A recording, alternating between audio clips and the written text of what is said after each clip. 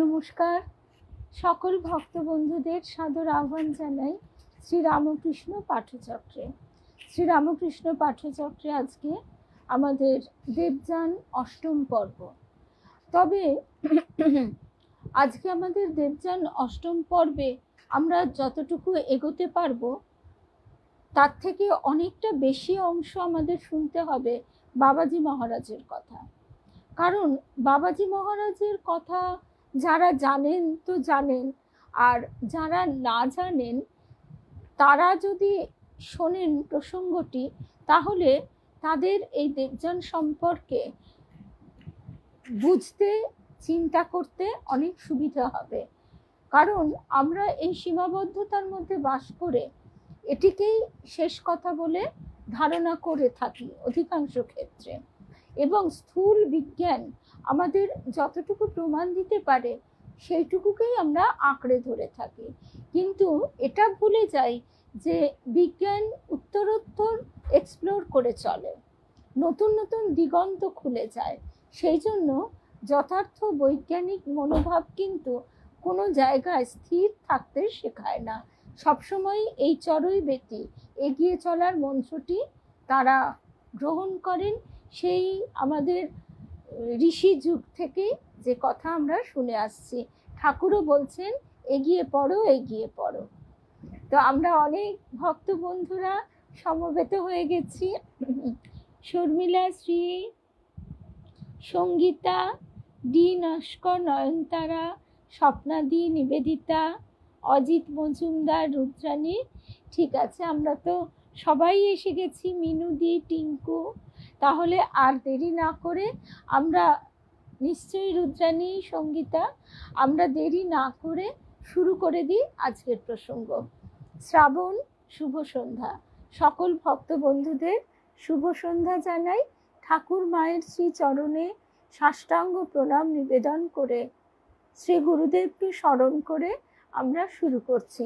আর আজকের বিষয়টি যেহেতু শুভ সন্ধ্যা, যেহেতু অত্যন্ত গভীর এবং আমাদের এই বিষয়টি শুনবার জন্যে নিবিড় মনঃসংযোগ, শ্রদ্ধা, সমস্ত কিছু প্রয়োজন। সেই জন্য বারবার আমরা আর বিভিন্ন কথার মধ্যে যাব না। শুধু তাই নয়, আমাদের ভক্ত বন্ধুরাই কিন্তু অনুরোধ করেন যে বারে বারে যদি আমরা এইভাবে কথা বলি তাহলে মনঃসংযোগে অসুবিধা হয়। সেই জন্য একেবারে মূল প্রসঙ্গে প্রবেশ করছি। বাবাজি মহারাজের নাম অনেকেই শুনে থাকবেন।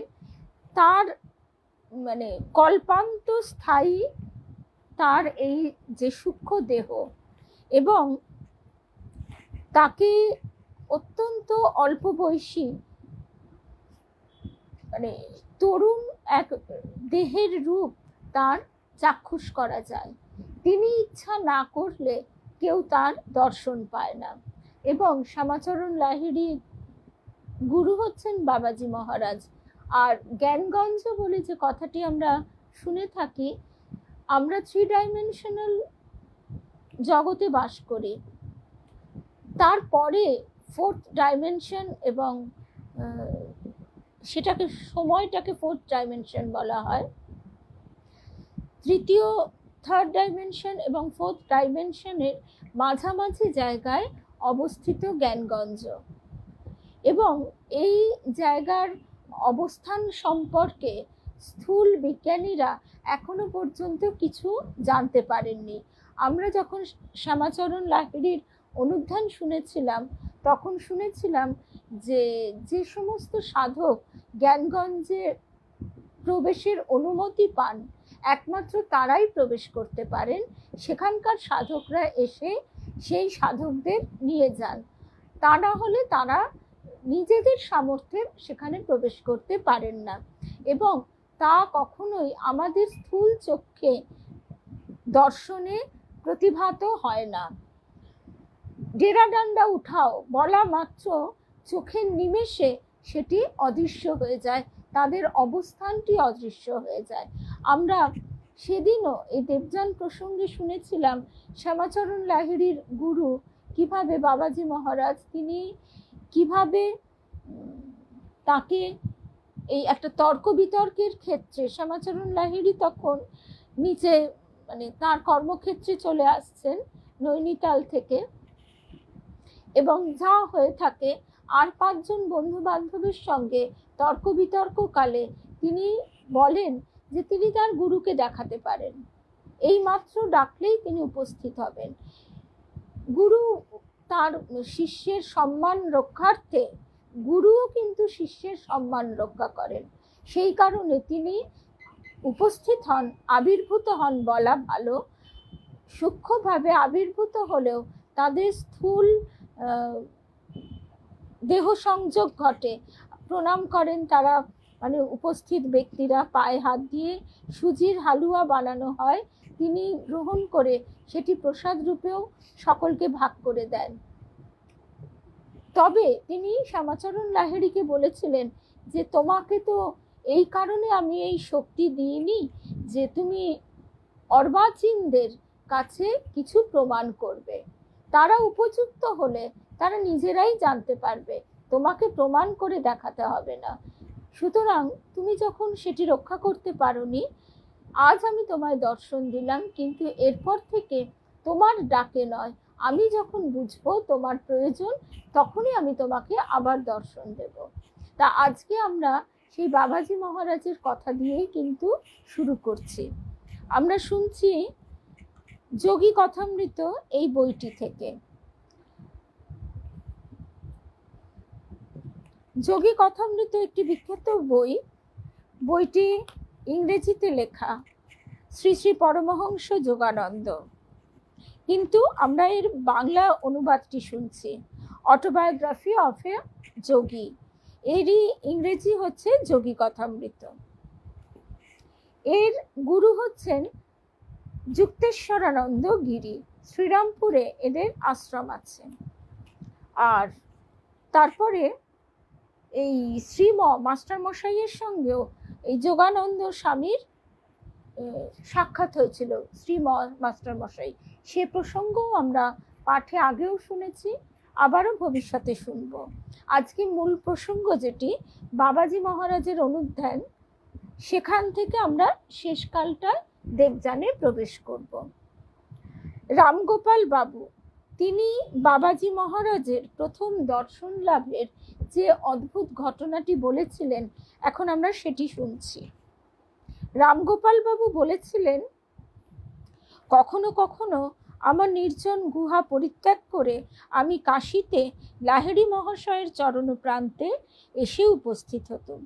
একদিন গভীর রাত্রে তার শিষ্যদের সঙ্গে নীরবে ধ্যানে বসেছি, গুরুদেব আমাকে এক অদ্ভুত আদেশ করলেন, রামগোপাল, এক্ষুনি তুমি দশাশ্বমেধ ঘাটে চলে যাও।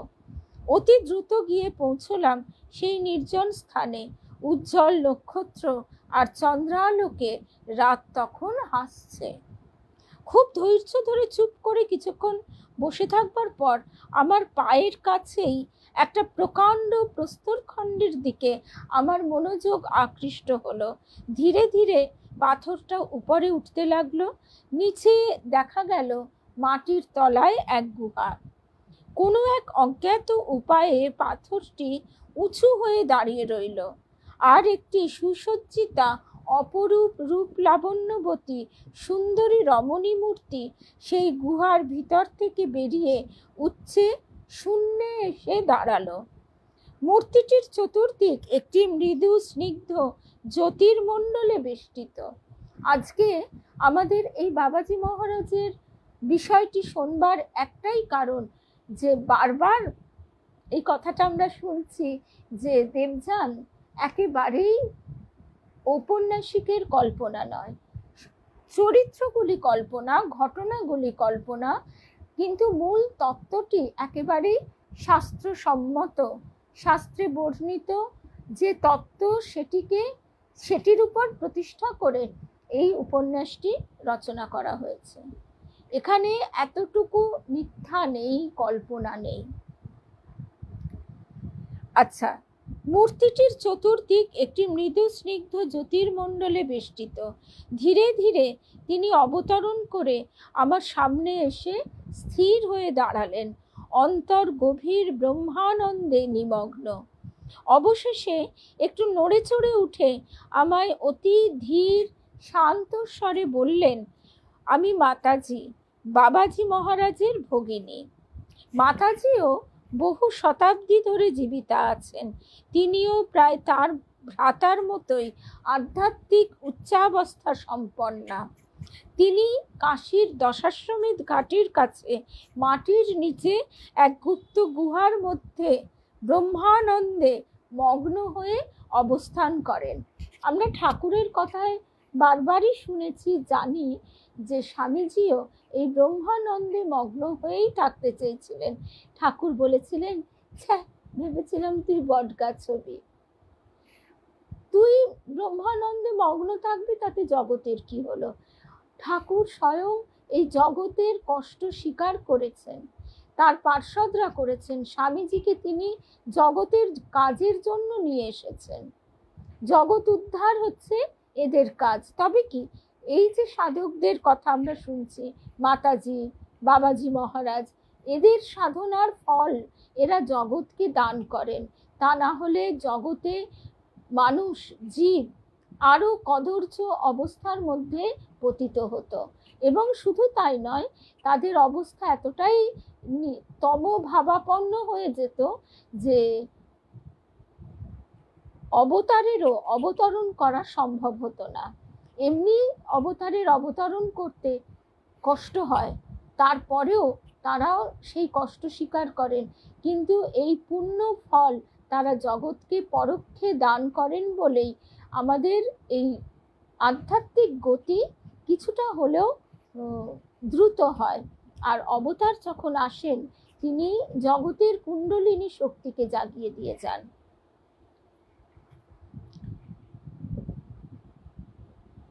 তা এবারে সেই রামগোপাল বাবু বলছেন, আমি তাকে আর লাহিড়ী মহাশয়কে আজ রাতে আমার এই গুহায় আসতে বলেছি একটি গুরুতর বিষয় আলোচনা করবার জন্য। মাতাজি মানে বাবাজি মহারাজের বোন বলছেন, আমরা শুনছি রামগোপাল বাবুর বয়ানে। বলা শেষ হবার সঙ্গে সঙ্গে নিহারিকা পুঞ্জের মতো যেন একটা আলোকপিণ্ড অতি দ্রুত বেগে গঙ্গাবক্ষের উপর দিয়ে ভেসে আসছে দেখা গেল। সেই অপূর্ব জ্যোতি গঙ্গার অস্বচ্ছ জলের উপর প্রতিফলিত হচ্ছে দেখা গেল। ক্রমশই সেটা নিকটতর হতে লাগলো।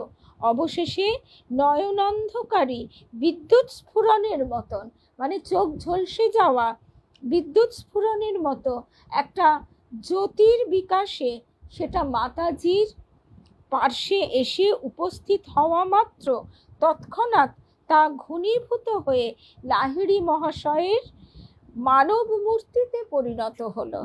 এই কথাটা আমরা দেবযানে কিন্তু বারবার পাবো।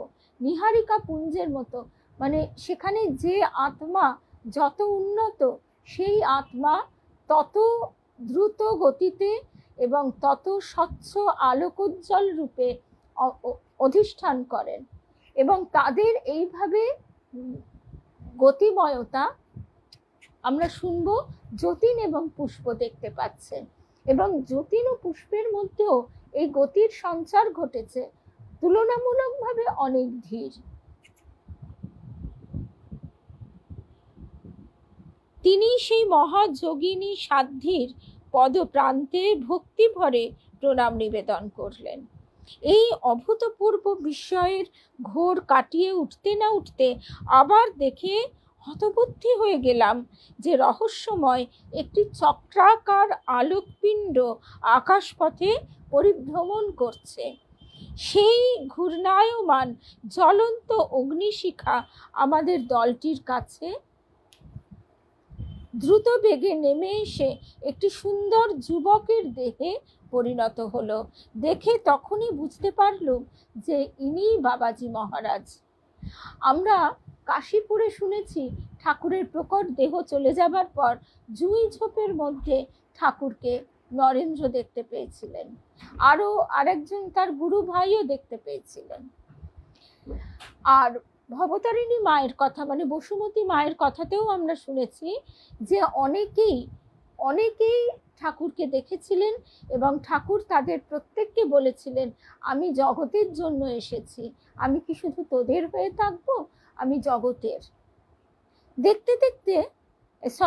দেখতে ঠিক লাহিড়ী মশাইয়েরই মতো। একমাত্র পার্থক্য এই যে বাবাজি মহারাজ দেখতে আরো অল্প বয়স্ক, আর তার ছিল উজ্জ্বল সুদীর্ঘ কেশপাশ। লাহিড়ী মহাশয়, মাতাজি ও আমি সেই মহাগুরুর পুণ্য পাদপদ্মে নতজানু হয়ে প্রণাম নিবেদন করলুম। তার সেই দৈবী তনু স্পর্শ করা মাত্র অবর্ণনীয় আনন্দ গরিমার একটা স্বর্গীয় অনুভূতি আমার সকল সত্তা পরিপ্লাবিত করে তার প্রতিটি অনুপরমাণুকে পুলকাঞ্চিত করে তুলল। বাবাজি বললেন, কল্যাণিয়া ভগিনী, আমি আমার এ দেহ বিসর্জন দিয়ে পরব্রহ্ম সাগরে বিলীন হতে মনস্থ করেছি। সেই মহিমময়ী মিনতি ভরা নয়নে তার দিকে তাকিয়ে বললেন, পূজ্যপাদ গুরু মহারাজ, আমি আপনার অভিপ্রায়ের আভাস ইতিমধ্যেই পেয়েছি। সেই জন্যই আজ রাত্রে আমি আপনার সঙ্গে এ সম্বন্ধে আলোচনা করতে চাই। দেহত্যাগ করবেন কেন বলুন তো? পরব্রহ্ম সাগরে আমার আত্মার তরঙ্গ দৃশ্যই হোক আর অদৃশ্যই হোক, তাতে প্রভেদ কতটুকু? মাতাজি এবার অপরূপ চতুরতার সঙ্গে উত্তর দিলেন, মরণজয়ী গুরু, যদি কোনো প্রভেদ নাই থাকে তবে দয়া করে আপনি আর দেহত্যাগ করবেন না। এই ঘটনা থেকে স্মরণ করিয়ে দেয় থেল, একজন দার্শনিক, তার কথা। জগৎ বিখ্যাত গ্রিক দার্শনিক, তিনি প্রচার করেছিলেন, এই থেল তার নাম, জীবন আর মৃত্যুর মধ্যে কোনো পার্থক্য নেই।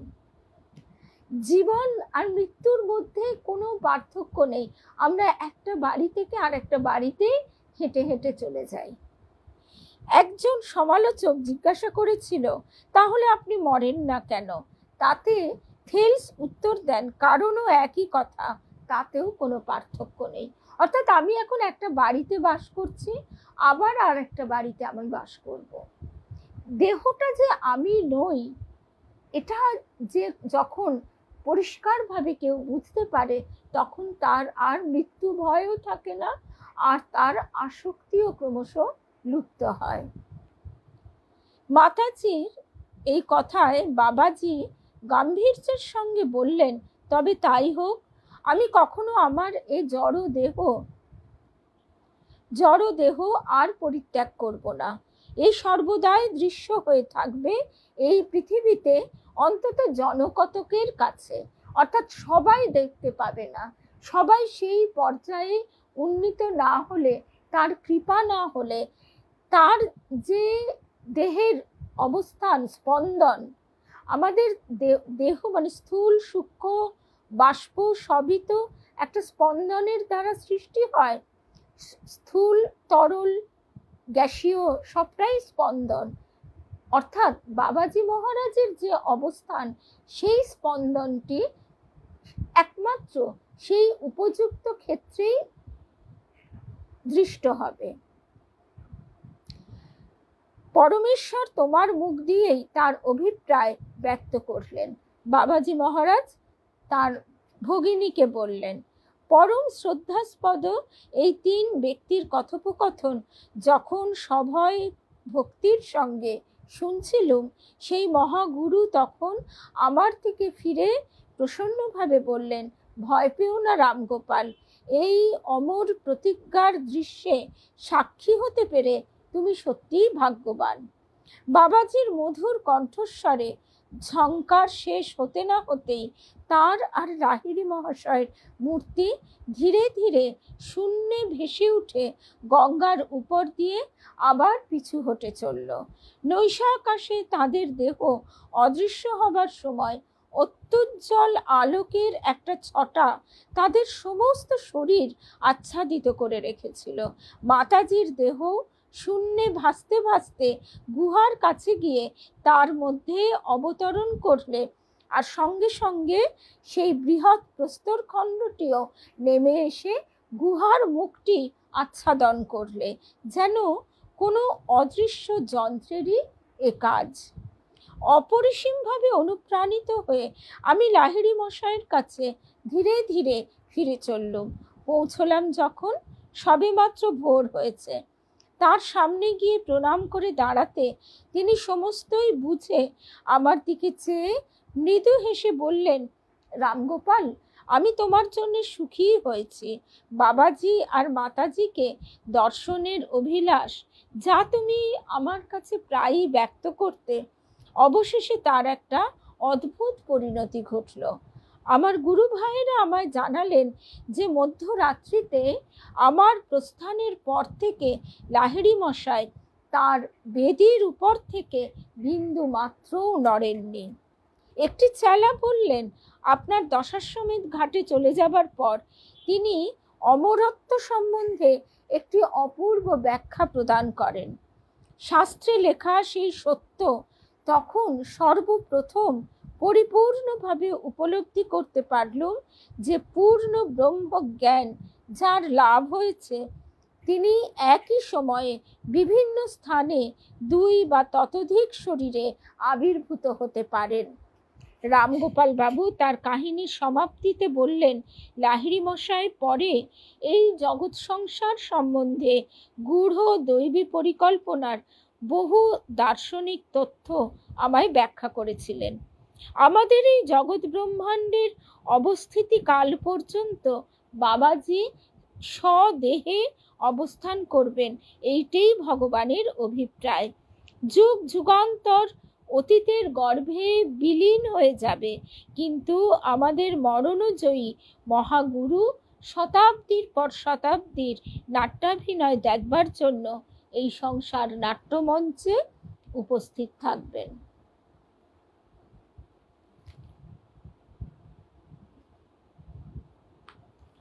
এখানে ফুটনোটে বলা হচ্ছে যে মানুষের আসল প্রকৃতি হচ্ছে সর্বব্যাপী অরূপ আত্মা। বাধ্য হয়ে বা কর্মবন্ধনে আবদ্ধ হয়ে জড় দেহ ধারণ করা হচ্ছে অবিদ্যা বা অজ্ঞানতার ফল। হিন্দু শাস্ত্র শিক্ষা দেয় যে জন্ম ও মৃত্যু মায়ারই লীলা বা প্রকাশ। জন্ম ও মৃত্যুর অর্থ কেবল আপেক্ষিক জগতেই পাওয়া যায়, অর্থাৎ আমরা সীমাবদ্ধভাবে এই জন্ম এবং মৃত্যুকে দেখে থাকি। বাবাজি কোনো জড় শরীর বা এ জগতের কোনো বিশেষ রূপে আবদ্ধ নন। তিনি ঈশ্বরের অভিপ্রায়ে এই পৃথিবীতে কোনো বিশেষ উদ্দেশ্য সাধনে রত আছেন। প্রণবানন্দজির মতো সদ্গুরুগণ যারা নব্য কলেবর ধারণ করে এই পৃথিবীতে ফিরে আসেন, তার কারণ তারা নিজেরাই জানেন, অপর কেউ নয়। এই জগতে তাদের আবির্ভাব কর্মফল প্রসূত নয়। এরূপ স্বেচ্ছায় প্রত্যাবর্তনকে বুত্থান অর্থাৎ মায়া পাশ ছেদ করে পার্থিব জীবনে প্রবেশ করা বোঝায়। দুর্গা মায়ের কথা আমরা শুনেছি। দুর্গা মা তার যে তিনি ভগবতী, সে তার জন্ম কথাও আমরা শুনেছি। বারবার আলোচনা করতে গেলে সময় অনেকটা লেগে যাবে, আমাদের যেহেতু সংক্ষিপ্ত সময়, আমরা শুধু মূল কথাতে আসছি। দুর্গা মাকে তিনি অতীত এবং ভবিষ্যৎ দেখতে পেতেন। দুর্গা মাকে তার এক ভক্ত শিষ্য জিজ্ঞাসা করেন যে, মা, তুমি কতবার এই জগতে এসেছো? তখন মা বলেছিলেন, আমাকে এর আগে 6 বার আসতে হয়েছিল। দুর্গা মা বইটি পড়লেই পাওয়া যাবে কথাটা। আমাকে এর আগে 6 বার আসতে হয়েছিল। এই যে কথাটা আমরা শুনলাম যে এরা কিন্তু কর্মফল বন্ধনে আবদ্ধ হয়ে আসেন না, যেটা আমরা আসি। আমরা কোনো উদ্দেশ্য নিয়ে আসি না, আমরা শুধু কর্মফলের গতিতে আমাদের আসা যাওয়া চলতে থাকতে হয়। সেইখানে ঠাকুর বলছেন তিনি কপাল মোচন, কর্মনাশা, অর্থাৎ যে তার শরণাগত হয় তার কর্ম তিনি নাশ করে তার গতায়াতের পথটি বন্ধ করে দেন। বারে বারে আমরা শেষ জন্ম কথাটা এই জন্যে পাই। তখন কি হয়, তখন সেই আত্মা এমন অবস্থায় অবস্থান করেন যে তার তখন নিজের ইচ্ছা বলে কিছু থাকে না, সে ঈশ্বরের ইচ্ছায় তার বারে বারে প্রকাশ ঘটতেও পারে, নাও ঘটতে পারে।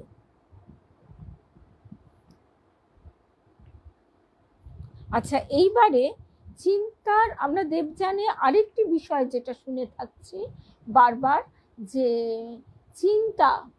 চিন্তার শক্তি কতটা।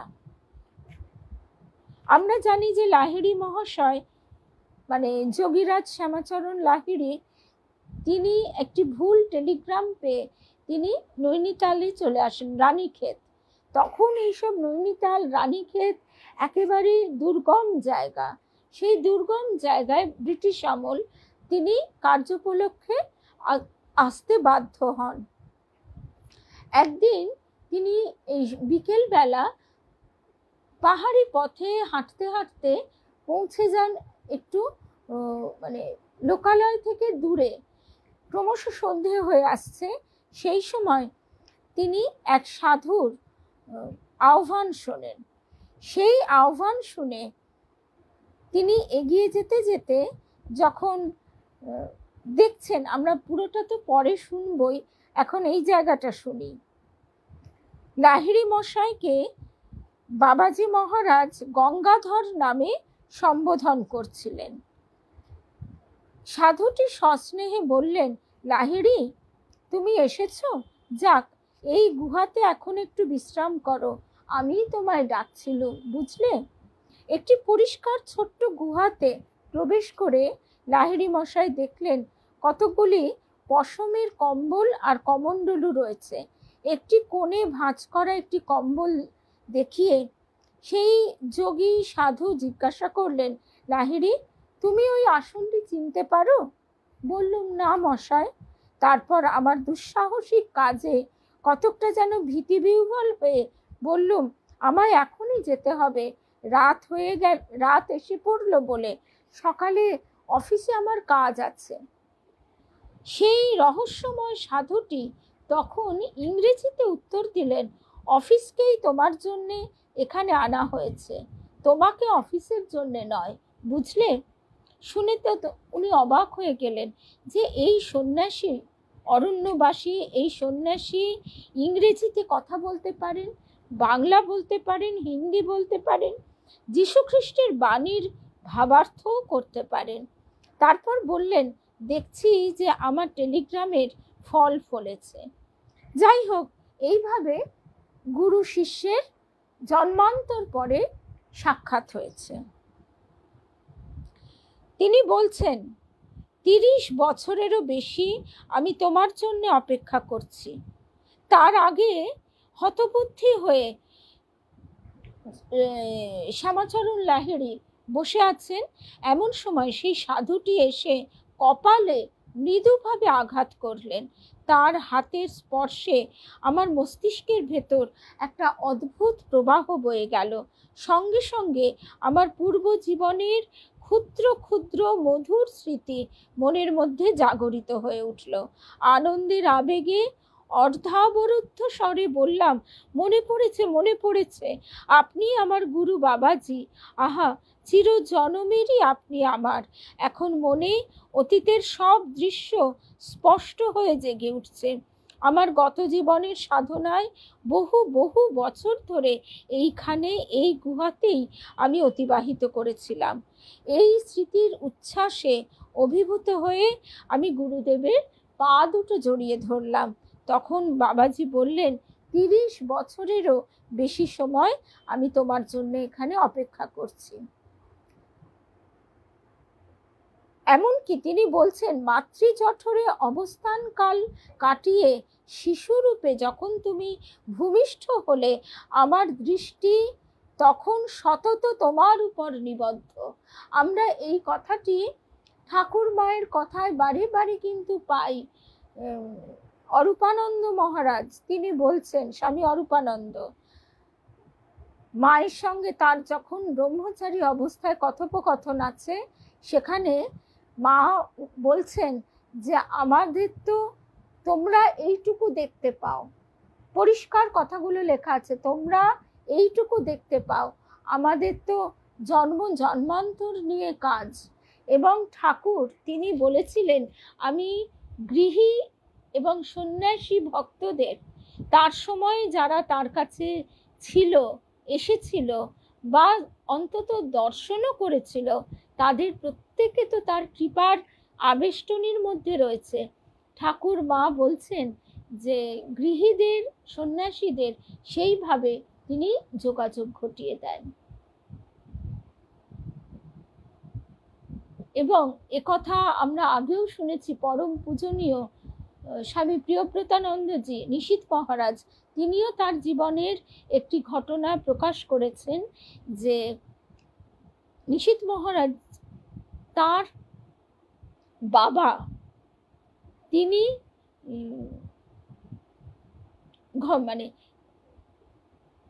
তার বাবা নয়, তার ঠাকুরদাদা, মহারাজজির ঠাকুরদাদা, তিনি শ্রী শ্রী মায়ের কাছে সন্ন্যাস ভিক্ষা করেছিলেন।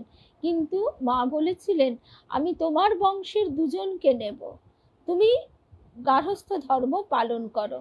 আসলে গার্হস্থ্য ধর্মকেও ঠাকুর ততটাই উচ্চাসন দিয়েছেন, কারণ প্রকৃত গৃহী যাদের জীবন ত্যাগের উপর প্রতিষ্ঠিত, সেখান থেকেই উপযুক্ত সন্ন্যাসীর আবির্ভাব হয়। তো মায়ের কথায় আমরা দেখতে পাই যে পরম পূজনীয় নিশীথ মহারাজজির কাকা হচ্ছেন স্বামী স্বাহানন্দ, আর মহারাজজি স্বামী প্রিয়ব্রতানন্দ, অর্থাৎ একই বংশের পরপর দুজনকে মা সন্ন্যাসী রূপে গ্রহণ করেছেন। তার মানে কি, এর থেকে প্রমাণ হয় মহারাজের দাদু, হ্যাঁ ঠাকুরদাদা, তার থেকে প্রমাণ হয় যে জন্ম জন্মান্তর কিভাবে আমরা তাদের কৃপা দৃষ্টির মধ্যে থাকি। আচ্ছা, এইবারে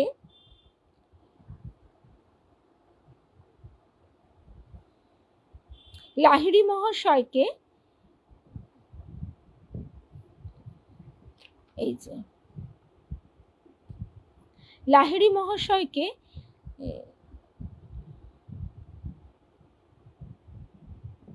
এক মিনিট, আসলে আমাদের মাঝখান থেকে শুনতে হচ্ছে বলে এইটা অসুবিধা হচ্ছে। এই প্রসঙ্গটি মাঝখান থেকে শোনা একটু ছন্দপতনের একটা অসুবিধা হয়। তো যাই হোক, এবারে যে কথায় আমরা আসছি, লাহিড়ী তোমার শুদ্ধি দরকার। তার গুরু বলছেন, এই বাটি থেকে খানিকটা তেল নিয়ে খেয়ে ফেলো, তারপর নদীর ধারে গিয়ে শুয়ে থাকো। তিনি আজ্ঞা পালন করলেন এবং হিমালয়ের বরফের মতো ঠান্ডা যে রাত্রি, সেখানেও একটা আরামদায়ক উষ্ণতার মধ্যে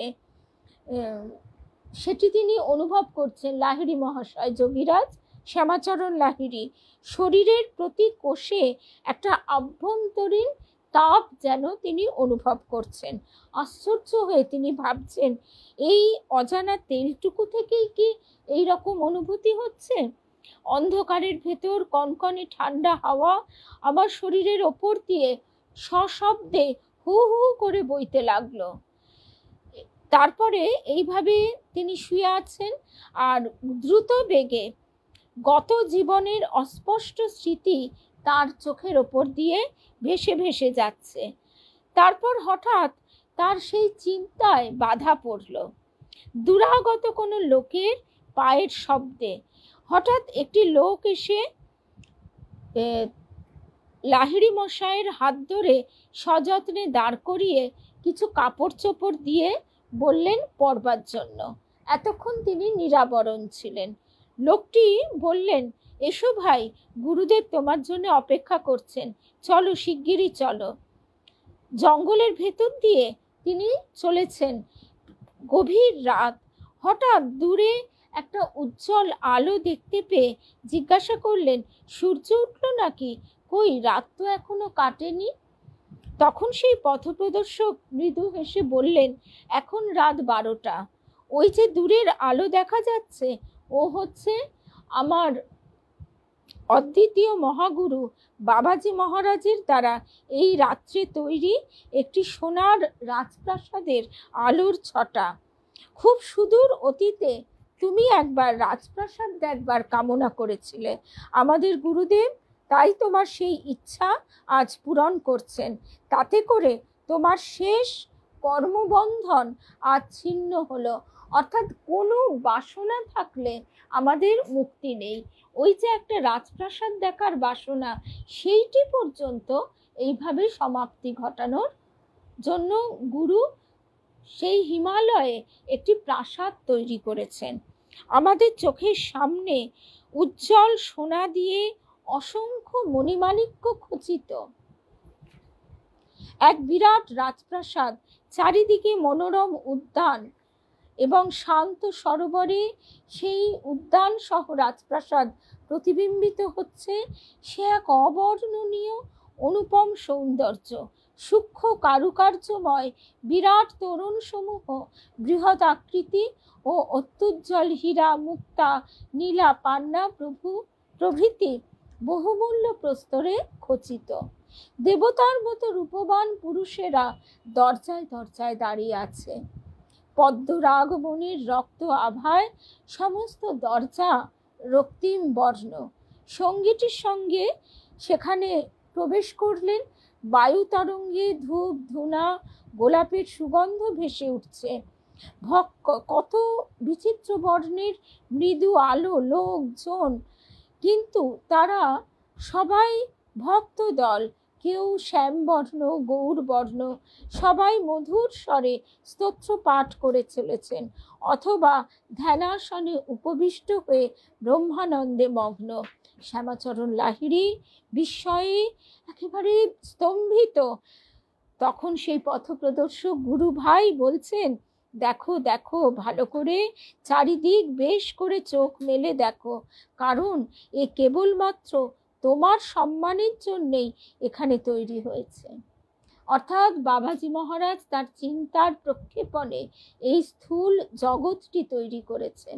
আমরা ভাবি কত দেখব কত দেখব, কত কিছু আমাদের দেখবার তীব্র বাসনা, এ দেখার তো শেষ নেই।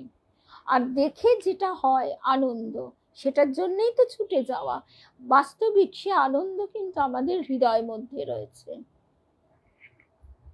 কারণ তা না হলে ভিন্ন ভিন্ন বস্তু দর্শনে ভিন্ন ভিন্ন মানুষের ভিন্ন ভিন্ন আনন্দ হতো না। কেউ সোনার গয়না দেখে আনন্দ পায়, কেউ প্রচুর বই খাতা দেখে আনন্দ পায়, কেউ খাবার জিনিস দেখে আনন্দ পায়, কেউ প্রকৃতির সৌন্দর্য দেখে আনন্দ পায়, ইত্যাদি ইত্যাদি। ঈশ্বর প্রথমে এই জগৎ তৈরি করেছিলেন একটা ভাব নিয়ে, তারপর তাতে তিনি প্রাণ সঞ্চার করলেন, আণবিক শক্তি, ও তারপর জ্বরের উদ্ভব হলো। তারপর সেই পরমাণুগুলি সুসামঞ্জস্যভাবে সজ্জিত করে এই নিরেট মাটির জগৎ তৈরি হলো। নৃত্যের বশে সুন্দর হলো বিদ্রোহী পরমাণু। পদযুগ ঘিরে জ্যোতি মঞ্জিরে বাজিল চন্দ্রভানু। তব নৃত্যেরও প্রাণবেদনায় বিবশ বিশ্ব জাগে চেতনায়।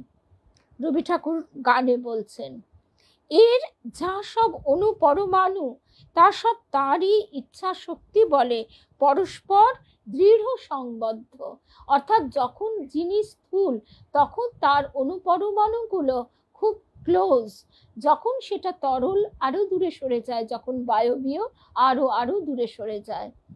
তো আমাদের সূক্ষ্ম দেহটাও এই রকম। আমাদের মৃত্যুর পর একটি সূক্ষ্ম দেহ তৈরি হয়। অনেক সময় কি হয়, এই দেহে থাকতে থাকতেই সূক্ষ্ম দেহটি তৈরি হয়ে যায়। এই ইচ্ছা যখন তিনি সংবরণ করে নেবেন, তখন আবার এই পৃথিবীর অনুপরমাণু বিলীন হয়ে গিয়ে শক্তিতে পরিণত হবে। শক্তি আবার তার উৎস চৈতন্যে ফিরে যাবে। তাহলেই এই জগৎ পরিকল্পনা দৃশ্য অবস্থা থেকে একেবারে অদৃশ্য হয়ে যাবে। স্বপ্নের যে সার তার রূপদান স্বপ্নদ্রষ্টার অন্তর্জ্ঞান চিন্তা থেকেই উদ্ভূত হয়। জাগ্রত অবস্থায় যে সংহতিকারক চিন্তা অপসারিত হয়, তখন সেই স্বপ্ন আর তার উপাদানসমূহ বিলীন হয়ে যায়। মানুষ চোখ বন্ধ করে স্বপ্নে কিছু একটা সৃষ্টি করে, যা আবার জেগে উঠে বিনা আয়াসে সেটা সে লোপ করে দেয়। এই জগৎটাই হচ্ছে একটা স্বপ্ন। ভয়ে বিস্ময়ে স্তম্ভিত হয়ে রইলুম, বলছেন শ্যামাচরণ লাহিড়ী। আমার পথপ্রদর্শক মহাশয় এক বিচিত্র ভঙ্গি সহকারে বললেন, এই যে দীপ্তোজ্জ্বল রাজপ্রাসাদ নানা বহুমূল্য প্রস্তরে অপরূপ কারুকার্য খচিত, এ কোনো মানব প্রচেষ্টায় নির্মিত হয়নি। বহু পরিশ্রমে খনি থেকে তোলা স্বর্ণ বা হীরকাদিতেও রচিত হয়নি।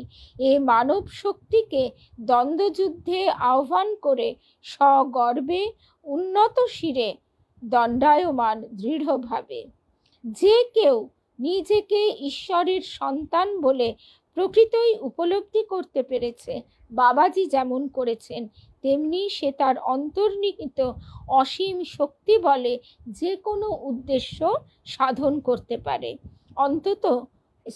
অত্যন্ত সাধারণ এক টুকরো পাথরের ভিতর যেমন বিরাট আণবিক শক্তির রহস্য লুক্কায়িত রয়েছে, ঠিক তেমনি মানুষের ভিতরেও দৈব শক্তির অফুরন্ত ভাণ্ডার লুকানো আছে।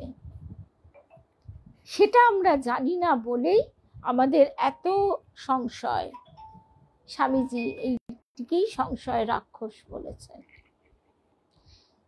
আজকে এইটা শুনলাম যাতে আমাদের দেবযান বুঝতে সুবিধা হয়। এই বইটি আমরা আবারও পরপর এই দেবযানের মতো করেই শুনবো। আচ্ছা, এবারে তাহলে আমরা দেবযান অষ্টম পর্বে আসছি। আমরা এর আগের দিন শুনেছিলাম যে তারা পৃথিবীতে এসে পৌঁছেছেন যতীন এবং পুষ্পকে নিয়ে। ওই করুণা দেবী অর্থাৎ এক বিরাট আত্মা, বিরাট একটা শক্তি, তিনি এসে পৌঁছেছেন। এবং শুধু তাই নয়, কোথায় গেল, তারা যেখানে এসে পৌঁছেছেন সেখানে ভয়ানক দুর্ভিক্ষ হয়েছে। প্রত্যেক বাড়িতে অনাহার জীর্ণ বাপ মা ছেলে মেয়ে, চারিদিকে মূর্ধ ফরাসের কাজ, মৃতদেহ স্তূপাকৃতি। এই অবস্থায় তারা কাজ করছেন কিছু মানুষের ভিতর দিয়ে, অর্থাৎ মানুষের ভিতরে তারা সেই দেবী যতীন এবং পুষ্পের মাধ্যমে ইন্সপিরেশন, অনুপ্রেরণা, সদ ইচ্ছা সেই মানুষগুলো যারা সেবা করছে তাদের ভিতরে জাগিয়ে তুলেছেন, মানসিক শক্তি সঞ্চার করেছে। আরো কয়েকটি আত্মা এদের মধ্যে কাজ করছে দেখা গেল। দেবীকে দেখে একটি মেয়ে এগিয়ে এলেন। এরও দেহ অতি সুন্দর, স্বচ্ছ, সুনীল, জ্যোতির্মণ্ডিত। দেখেই বোঝা যায় খুব উচ্চ শ্রেণীর আত্মা। এদের কাজ দেখে মনে হলো দুর্ভিক্ষে মৃত ব্যক্তিদের আত্মা যাতে আত্মিক লোকে এসে দিশাহারা হয়ে কষ্ট না পায়, সেই দেখতেই এরা সমবেত হয়েছেন। কথাটা খুব বুঝবার। এই যে একটা বিভৎস প্লেন ক্র্যাশ ঘটে গেছে, এতগুলো মানুষ যে কঠিনভাবে মারা গেছেন, তাদের দেহ সূক্ষ্ম দেহ সঙ্গে সঙ্গে তৈরি হওয়া সম্ভব নয়। আবার সেখানে আমরা শুনছি কেউ কেউ গীতা পাঠও করছিলেন। একজন যেমন অদ্ভুতভাবে রক্ষা পেয়ে গেছেন। তো সেই সব ক্ষেত্রে আমাদের বুঝতে হবে যে তার আয়ু তো অবশ্যই ছিল, এবং সেখানে ওই যাকে আমরা গাইডিং এঞ্জেল বলে থাকি, সেরকম কোনো একটি মানে শক্তি সম্পন্ন আত্মা তাকে সেই স্থানে রক্ষা করেছিল। সেই ভদ্রলোক বলছেন হনুমানজি তাকে রক্ষা করেছেন, অর্থাৎ তিনি হয়তো মহাবীর হনুমানের ভক্ত, সেই রূপেই হয়তো তিনি তাকে দেখেছেন। আবার বহু মানুষ যে জ্বলে পুড়ে ছারখার হয়ে গেছে, তাদের তো একটা, তারা সেই চরম যন্ত্রণাময় অবস্থা থেকে যাতে মুক্তি পায়, সেই জন্য বহু এই রকম করুণাময় আত্মা বহু সময় সাহায্য করতে আসে। এটাই আমরা এখানে শুনছি। এদের কাজ দেখে মনে হলো দুর্ভিক্ষে মৃত ব্যক্তিদের আত্মা যাতে আত্মিক লোকে অর্থাৎ সূক্ষ্ম দেহে এসে দিশাহারা হয়ে কষ্ট না পায়, সেইটি তারা দেখবার জন্য সমবেত হয়েছেন। এই যে আমরা বলি যে আমাদের মৃত্যুর পর গুরু এসে আমাদের নিয়ে যাবেন, গুরু শক্তি, গুরু রূপে আমরা চাক্ষুষ করেছি যে স্থূল রূপটিকে, সেই রূপেই সেই মূল আদি গুরু শক্তি এসে আমাদের অতিক্রম করিয়ে দেবে সেই দুরূহ অবস্থাটি। দেবী সেই মেয়েটির সঙ্গে আলাপ করলেন। মেয়েটি বললে, আমার এই দেশ, বহুদিন আগে ভলগা নদীর ধারে একটি গ্রামে এক কৃষক পরিবারে আমি জন্ম নিয়েছিলাম, যার আইভ্যানের রাজত্বকালে। রাশিয়ার কৃষকেরা চিরদিনই দুঃখী।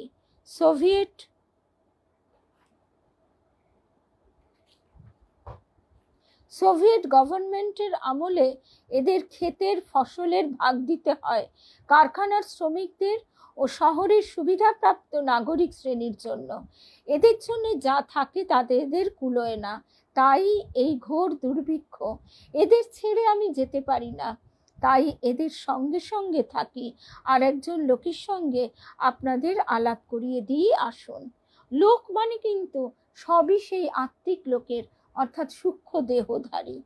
একজন অতি সুন্দর সুশ্রী যুবক কিছু দূরে একদল দুর্ভিক্ষ পীড়িত বালক বালিকার মধ্যে দাঁড়িয়ে কি করছিলেন। মেয়েটি বললেন, ইনি ডাক্তার অ্যামেন্ডো। রাশিয়ার কৃষকদের জন্য ইনি সারা জীবন খেটেছেন পৃথিবীতে থাকতে। গভর্নমেন্টের কুদৃষ্টিতে পড়ে লন্ডনে পালিয়ে গিয়েছিলেন মহাযুদ্ধের পূর্বে। আমরা এই কথাটা বলতে গিয়ে আরেকটা কথা মনে পড়ে যাচ্ছে। সিকিমে ওই যে, একটু প্লিজ কেউ নামটা বলো, বাবা মন্দির মনে পড়ে গেছে। বাবা মন্দির, অর্থাৎ তিনি এই দেশকে আজও রক্ষা করে চলেছেন। বহু সময়ে আমরা শুনে থাকি এই বাবা, তিনি মিলিটারিদের গরম জল দিতেন, ওইটাই তার কাজ ছিল। প্রচুর গরম জল লাগে, সেই গরম জল তিনি বহন করে করে নিয়ে যেতেন। আজও অবধি তাকে মন্দিরে প্রতিষ্ঠা করা হয়েছে। কেন? তিনি বহু মিলিটারির মনে বহু রকম সিক্স সেন্স যাকে আমরা বলি, সেইভাবে বহু খবর তিনি জানিয়ে দেন। বা এই যে আমরা বলি ইন্সপিরেশন, সিক্স সেন্স, এগুলো কোথা থেকে আসে? এগুলো এইভাবেই আমাদের ভিতরে কোনো শক্তিশালী ক্ষেত্র থেকে প্রবিষ্ট হয় এবং তার দ্বারা আমরা অনুপ্রাণিত হয়ে এই ধরনের কোনো সেবামূলক কাজে ঝাঁপিয়ে পড়ি। না হলে এই যে এত মানুষের এত কষ্ট, আমরা একবার আহা বলে আবার পর মুহূর্তে নিজেদের সুখ সুবিধাতেই ডুবে যাই।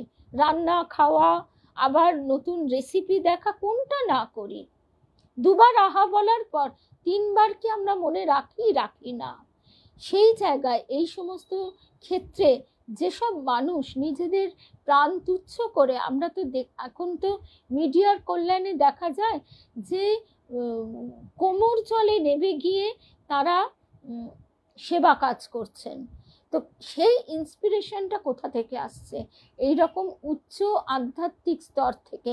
বাবা হরভজন সিং, একদম বাবা মন্দির নামেই যেটি পরিচিত। তো এইবার যে কথায় আমরা আবার ছিলাম, ডক্টর আমেন্ডো সোভিয়েত গভর্নমেন্টের সময়ও ফিরে এসে অনেক দুর্দশা ভোগ করেছেন। স্টালিনের সুনজরে বড় একটা ছিলেন না। এর জীবনের একমাত্র কাম্য হচ্ছে গরিব ও দুঃখী লোকের দুঃখ দূর করা। সোভিয়েত গভর্নমেন্টের অনেক জিনিস ইনি সুদৃষ্টিতে দেখতেন না, তারাও একে সুনজরে দেখত না। আজ মাত্র 5 বছর হলো আত্মিক লোকে এসেছেন, তাও সেই গরিবদেরই কাজে প্রাণ দিয়ে। আমাশয় রোগে আক্রান্ত পল্লীতে ডাক্তারি করতে গিয়ে নিজে সংক্রমণ হয়ে প্রাণ হারান সেই আমাশয় রোগে। এত বড় নিঃস্বার্থ দয়ালু আত্মা এ যুগে খুব কমই জন্মেছে। মরণের পরে এ লোকে এসেও সেই রাশিয়ার গরিব লোকদের নিয়েই থাকেন। যেখানে দুর্ভিক্ষ, যেখানে রোগ শোক, সেখানেই ছুটে আসছেন। চতুর্থ স্তরের আত্মা, কিন্তু পৃথিবী ছেড়ে কোথাও যেতে চান না। ডাক্তার আমেন্ডো এদের সামনে এসে হাসি মুখে দাঁড়ালেন, বললেন, আপনারা ভারতবর্ষের লোক ছিলেন তাই না? দেখলেই বোঝা যায়। এরা ভগবানকে দেখিয়ে দিচ্ছে দেশ থেকে, যেন ইট পাথরের তৈরি গির্জা ভাঙলেই ভগবানকে তাড়ানো যায়। রাশিয়াতে উচ্চ শ্রেণীর ভারতীয় মুক্তাত্মা যদি দয়া করে আসেন তবে কিছু কাজ হয়। মেয়েটি বললেন, সে 2-1 জনের কাজ নয় ডাক্তার, অনেক অনেক আত্মার সমবেত চেষ্টার ফলে যদি চিন্তার চৌম্বক ঢেউ সৃষ্টি করা যায়, খুব শক্তিশালী ঢেউ, তবে হয়তো কিছু হতে পারে। সিস্টার নিবেদিতার কথা মনে পড়ছে। সিস্টার বলেছিলেন মাকে, মা আমরাও কিন্তু ভারতীয়, কর্মের বিপাকে কর্মের ফেরে আমরা ওই দেশে জন্মেছি। মেয়েটি হ্যাঁ, ডাক্তার আমেন্ডো বললেন, আর একটা ব্যাপার, পৃথিবীতে এসে এখন দেখছি আমরা বড় অসহায় হয়ে পড়ি। দ্বিতীয় তৃতীয় স্তরের আত্মার সাহায্য না নিয়ে কিছু করতে পারি না। জনকতেক দ্বিতীয় স্তরের লোক আমরা জোগাড় করে এনেছি, কিন্তু ওরা মন দিয়ে কাজ করছে না। আজকে এই অবধি শুনলাম, কারণ এই যে বিষয়টি আমাদের ভালো করে মনন দ্বারা মনের মধ্যে গভীরভাবে যদি না নিতে পারি, তাহলে তো শুধু গড়গড় করে পড়াই হয়ে যাবে, ভেতরে সেটা ছাপ ফেলবে না। তাই আজকে এই অবধি শুনলাম। দেবজানো সামান্য একটু এগোনো গেল বটে, কিন্তু আজকে আমরা যে বিষয়টি শুনলাম তার গভীরতা অনস্বীকার্য।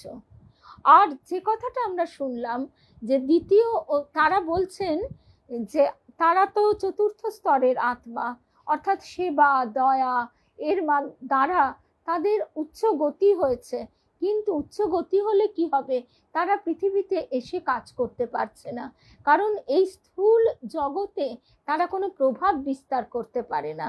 মানুষের মনের তমভাব, অশুভ ভাব, হিংসা বিদ্বেষ, স্থূল বিষয় নিয়ে আলোচনা, এইসবের মধ্যে তাদের শক্তি প্রবেশ করতে পারে না। যত মন আমাদের সূক্ষ্ম সংবেদনশীল হবে, তত আমাদের ভিতর থেকে সেই আলোটি বিস্তৃতভাবে ছড়িয়ে পড়বে। আজকে আমরা এই যে মহারাজজিদের দেখি, তাদের কথা কত কত মাতাজি, তাদের কথা কত কত মানুষ শুনছে, অর্থাৎ তাদের ভিতর দিয়ে সেই আলো, সেই মূল শক্তিই তো ছড়িয়ে দিচ্ছেন। এইটা আমাদের একটু বোঝবার চেষ্টা করতে হবে। অর্থাৎ নীরবতা দ্বারা মনকে যত আমরা স্বচ্ছ করতে পারবো, ততই আমরাই আমাদের ভিতরের জ্যোতিকে পর্যবেক্ষণ করতে পারবো এবং সেই জ্যোতিরও প্রকাশ ঘটবে। জয় রামকৃষ্ণ, জয় রামকৃষ্ণ।